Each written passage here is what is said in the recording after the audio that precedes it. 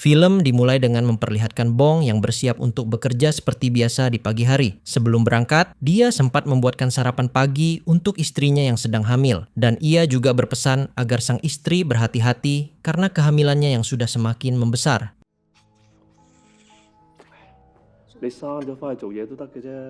Bong bekerja di kantor polisi Distrik Timur sebagai seorang polisi di divisi kriminal. Hari itu, atasan Bong, Inspektur Yu, datang memberikan hadiah perlengkapan bayi untuk kelahiran anaknya. Bong kemudian mengadakan rapat operasional untuk menangkap bandar narkoboy yang sudah diburu sejak lama bernama Wong Kun. Mereka menyusun rencana penyerbuan tepat malam ini untuk menangkap Wong Kun yang akan bertransaksi dengan geng Vietnam.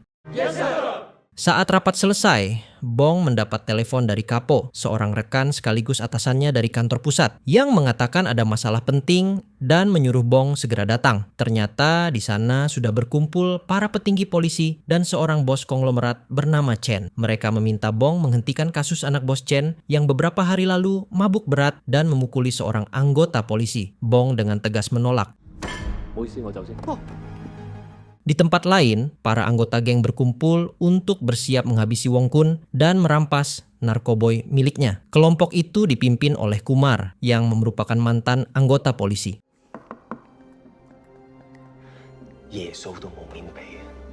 Anggota polisi mulai melakukan persiapan penyerbuan yang dipimpin Inspektur Yu. Sementara itu, Bong mendengar kabar kalau dia dan timnya ternyata tidak diajak untuk melakukan penyerbuan. Bong dengan marah menelepon Yu, menanyakan mengapa dia tidak dilibatkan, padahal dia sudah 4 tahun memburu Wong Kun. Yu menjelaskan bahwa itu adalah keputusan atasan mereka karena Bong selalu tidak mematuhi perintah dan atasan mereka sedang mengincar kesalahan Bong. Sementara itu, di lokasi penyerbuan, geng Vietnam pun tiba. Yeo yang memimpin penyerbuan ini langsung menyuruh anak buahnya untuk menunggu adanya transaksi. Kembali ke Bong, dia menyuruh timnya mencari informasi di mana lokasi penyerbuan. Dia dan timnya akan segera menyusul. Namun, para anggota geng Vietnam tiba-tiba diserang oleh beberapa orang bertopeng saat memasuki gedung, yang tak lain adalah Kumar dan anak buahnya.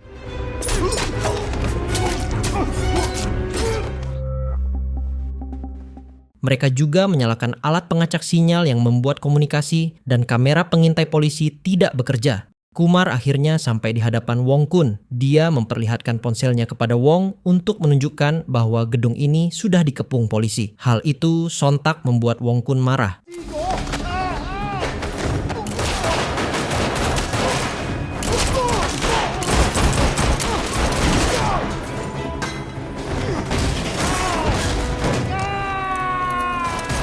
Kumar dan anak buahnya berhasil menghabisi Wong Kun dan merampas semua narkoboynya. Polisi yang sudah bersiap menyerbu masuk juga berhasil dihabisi semua oleh Kumar dan anggotanya.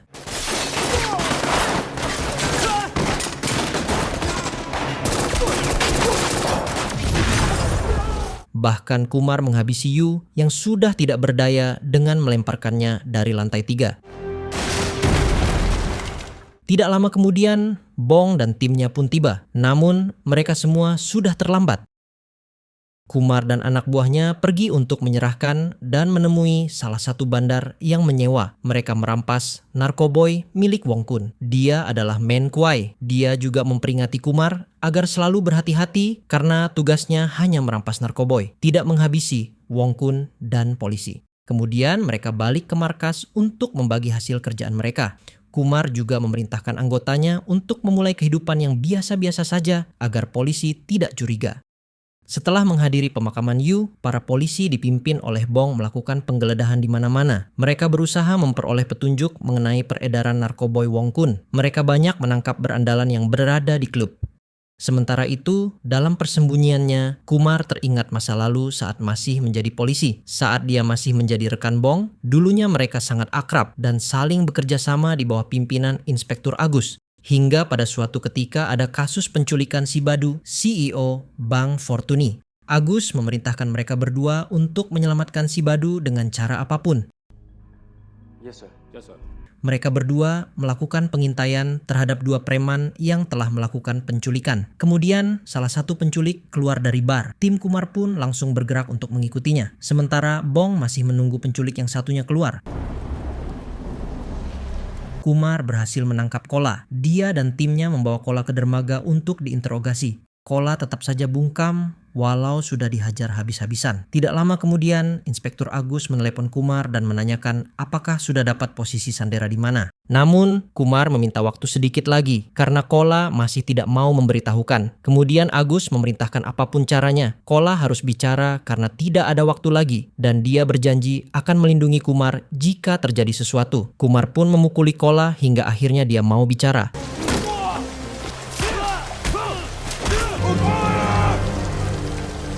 Sandera pun berhasil ditemukan dan diselamatkan. Kemudian, saat salah satu anak buahnya lengah, tiba-tiba Kola menggigit perutnya dan tidak mau melepaskan gigitannya, hingga akhirnya mereka pun menghajar Kola habis-habisan.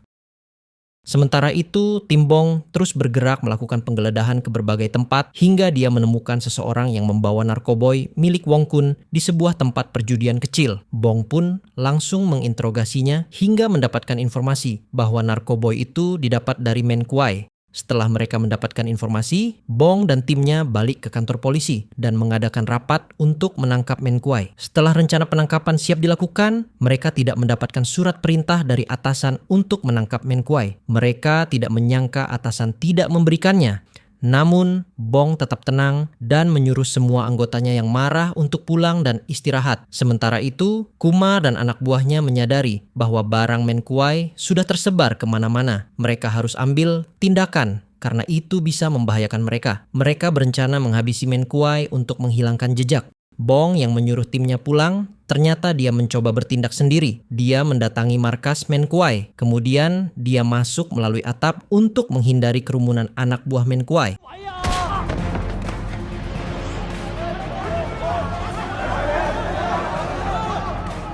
Akhirnya, Bong berhasil menemui Men Kuai dengan menyandera salah satu anak buahnya yang menunjukkan di mana Men Kuai berada. Kemudian, Bong menanyainya dari mana dia mendapatkan narkoboy Wong Kun karena narkoboy itu telah menghabisi 8 anggota polisi. Bong menawarkan keringanan hukuman jika Men Kuai menyerahkan orang itu kepadanya. Tetapi Men Kuai malah melakukan hal brutal.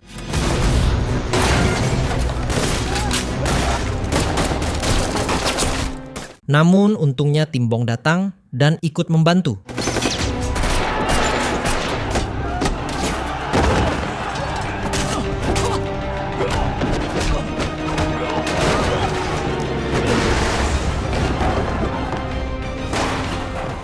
Terjadi perkelahian antara mereka berdua hingga masuk saluran pembuangan air.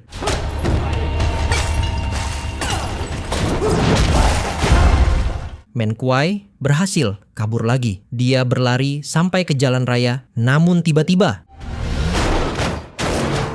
ternyata mobil yang menabrak Men Kuai itu dikendarai oleh anak buah Kumar. Mereka sudah merencanakan ini semua untuk menghabisi Men Kuai. Hari berikutnya, Bong bersiarah ke makam seorang anggota polisi yang tewas beberapa tahun lalu karena melakukan protes di kantor pusat. Anggota polisi itu dulunya adalah anggota tim Kumar. Saat sampai di sana, ternyata Kumar dan anak buahnya sedang bersiarah juga. Sempat terjadi ketegangan, namun bisa diredakan oleh Kumar.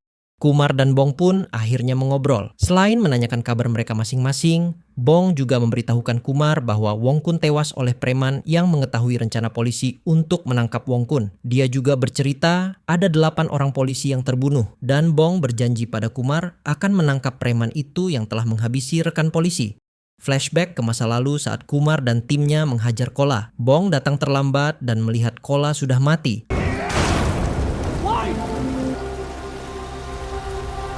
Akhirnya, Kumar dan timnya disidang atas pembunuhan. Di persidangan, tidak ada satupun saksi yang meringankan mereka. Bahkan atasan mereka, Inspektur Agus, membantah telah memerintahkan mereka untuk melakukan cara apapun saat menginterogasi Kola. Kumar dan timnya pun dinyatakan bersalah dan dijatuhi hukuman penjara selama 3 tahun.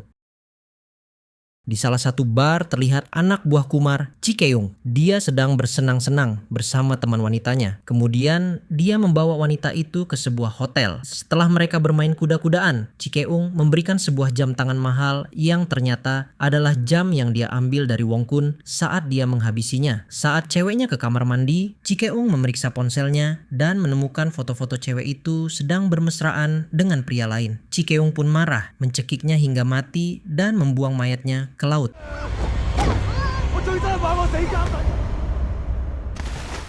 Keesokan paginya, polisi menemukan kasus pembunuhan seorang wanita yang ditemukan di laut. Dalam jasad wanita itu, polisi juga menemukan jam tangan milik Wong Kun. Setelah menyelidiki CCTV, Chikeung terlihat membawa mayat wanita itu keluar dari hotel. Dan akhirnya, Bong mulai yakin bahwa Kumar terlibat dengan semua ini. Sementara itu, Kumar dan anak buahnya mengunjungi Kowing. Mereka merencanakan perampokan Bank Fortuny. Mereka mengajak Kowing untuk membantu mereka dalam perampokan itu. Sementara itu, Bong dan timnya berhasil melacak nomor Chikung dan menemukannya sedang berhenti di depan gedung Kowing. Kemudian mereka bergerak untuk menangkapnya. Tetapi Chikung dan Kim Wah yang mengawasi dari luar gedung mengetahui ada polisi yang memburu mereka. Dalam pelarian, Kim Wah bertanya pada Chikeung, bagaimana bisa polisi melacak mereka? Chikeung mengaku telah berbuat kesalahan. Kim Wah marah, dia pun melompat keluar mobil. Namun, dia akhirnya tertangkap oleh polisi.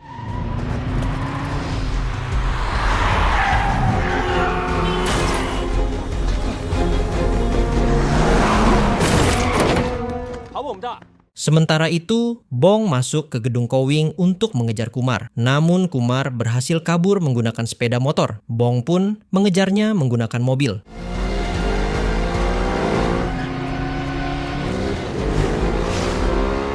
Dalam pengejaran Chikeung, ia terjebak di lampu merah. Kemudian polisi mengepung untuk menangkapnya. Tapi Kumar dan anak buahnya datang menyelamatkannya.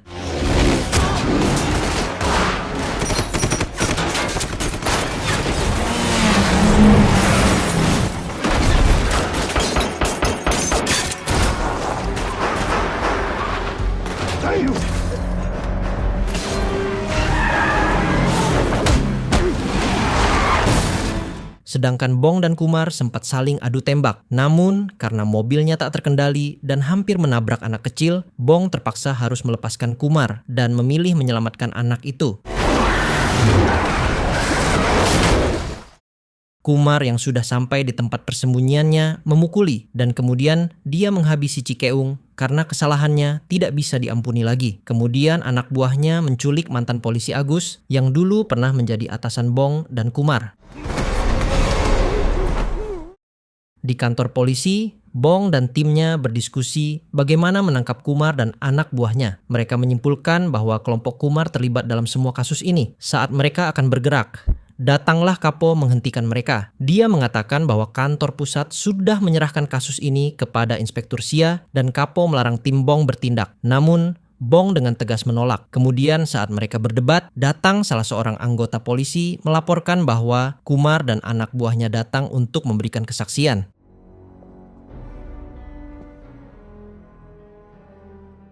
Kemudian Kumar dan anak buahnya diinterogasi. Namun mereka tidak ada yang mengaku. Kumar bersikeras bahwa mereka datang hanya untuk melaporkan kehilangan salah satu rekan mereka, Chikeung. Kumar juga berkata bahwa polisi tidak punya bukti untuk menangkap mereka dan dalam waktu 24 jam mereka harus dilepaskan. Sampai ada akhirnya mayat Chikeung ditemukan beserta sepucuk surat yang berisi bahwa Chikeung mengakui semua perbuatannya. Maka tidak ada bukti bahwa Kumar dan anak buahnya terlibat. Bong marah, merasa dipermainkan. Dia menghampiri Kumar di ruang interogasi. Mereka berdua ribut, tapi bagaimanapun juga mereka harus melepaskan Kumar karena sudah 24 jam.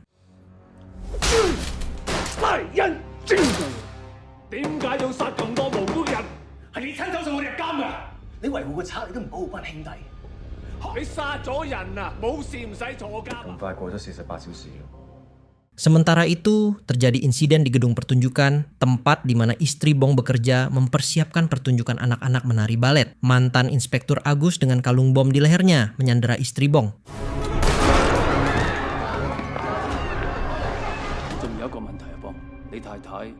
Dia memborgol istri Bong dengan tangannya. Kemudian Agus berteriak hanya mau ditemui Bong. Bong datang dan mengajak Agus bicara. Di hadapan Bong, Agus mengaku bahwa 4 tahun lalu dialah yang memerintahkan Kumar dan timnya untuk melakukan segala cara agar Kola mengaku. Kumar yang mengawasi kejadian itu dari jauh menggunakan kamera dan berbicara melalui speaker yang terpasang di bom itu. Dia meragukan niat Bong dan memberikan waktu 30 detik.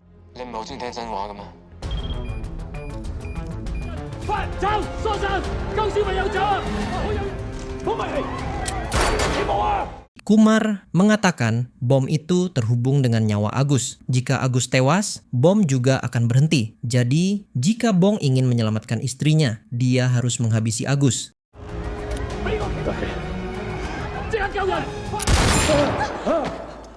Saat sniper menembak Agus, bom pun berhenti. Tapi dari jauh, Kumar kembali mengaktifkan bom tersebut.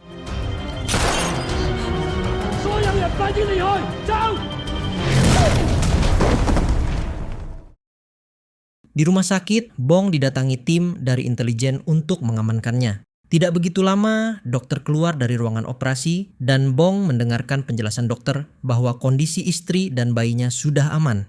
Kemudian, Bong dibawa ke sidang kode etik karena sudah menembaki tim penjinak bom. Sementara itu, Kumar dan anak buahnya menemui Kowing untuk membicarakan persiapan terakhir mengenai rencana mereka untuk merampok Bank Fortune. Kowing mengatakan bahwa persiapan sudah siap. Dia menunjukkan sebuah flash disk yang berisi data keamanan Bank Pan Asia, tapi dia memutuskan untuk tidak memakai jasa Kumar. Dia akan memakai tim lain karena Kumar dan timnya sudah diburu polisi. Kumar pun akhirnya menghabisi Kowing dan anak buahnya.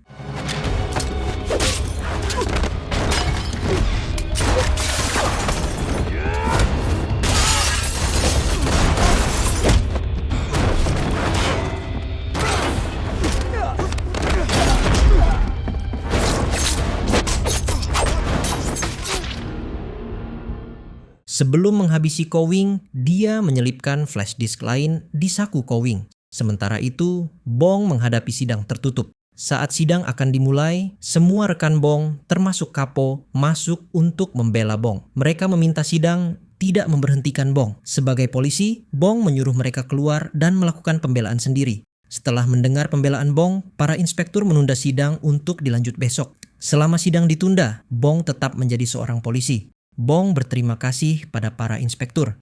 Setelah itu, Bong dan timnya langsung segera bergerak. Mereka menemukan Kowing dibantai di tempatnya. Mereka juga menemukan flash disk di saku Kowing yang berisi data keamanan Bank Pan Asia. Mereka pun segera bergerak mengamankannya. Bong mendapatkan info dari timnya bahwa salah satu korban di tempat Kowing adalah seorang manajer Bank Fortune. Hari ini, Bank Fortune akan mengadakan rapat khusus. Chief Executive Officer Bank Fortune, si Badu, baru saja kembali dari Amerika. Kemudian Bong menghadap Inspektur Sia, mengatakan bahwa mereka salah sasaran. Harusnya Bank Fortune yang diamankan. Bong menjelaskan situasinya. Tapi Inspektur Sia tidak mau mengirim anggota ke sana. Dia menyuruh Bong dan timnya untuk pergi sendiri. Sementara itu, di Bank Fortune, Kumar dan anak buahnya tiba dengan menyamar sebagai jasa catering. Dengan cepat mereka berhasil menyandera si Badu.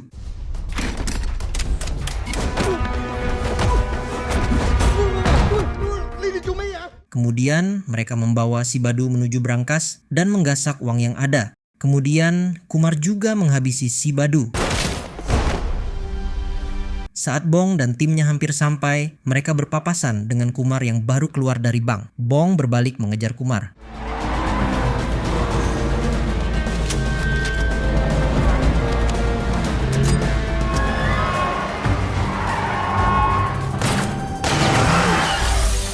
Mobil Kumar terhenti di antara mobil-mobil lain. Tim Bong yang mengejar langsung menembaki mereka.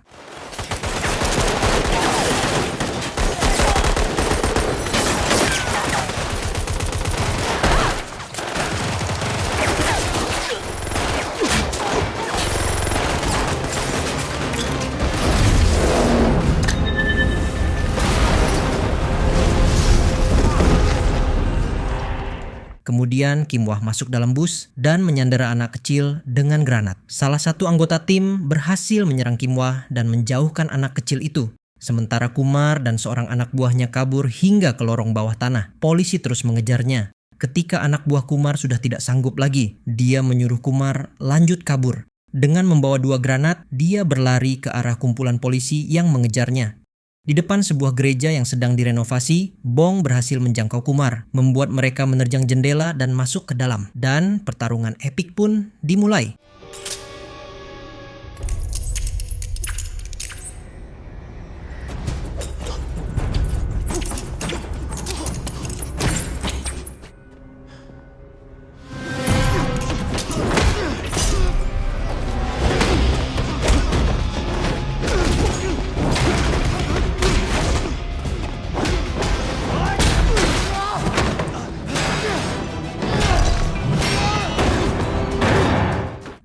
mendesak Kumar ke tembok, tapi dia berhasil lepas dan melempar Bong ke arah patung. Saat Bong berusaha bangkit, tiba-tiba Kumar menyerangnya menggunakan obeng. Dengan sisa-sisa tenaganya, Bong mengunci Kumar dan mematahkan tangannya. Di saat yang sama, para polisi datang dan mengarahkan laser ke arah Kumar. Kumar bangkit dan berbicara seandainya dulu Bong yang mengejar Kola, apakah nasib mereka akan berbeda? Kumar berdiri di atas piano dan tiba-tiba Kumar pun tewas. Jika kalian menyukai film ini, jangan lupa subscribe ke channel ini. Juga beritahu kami film mana yang ingin kalian lihat recapnya selanjutnya.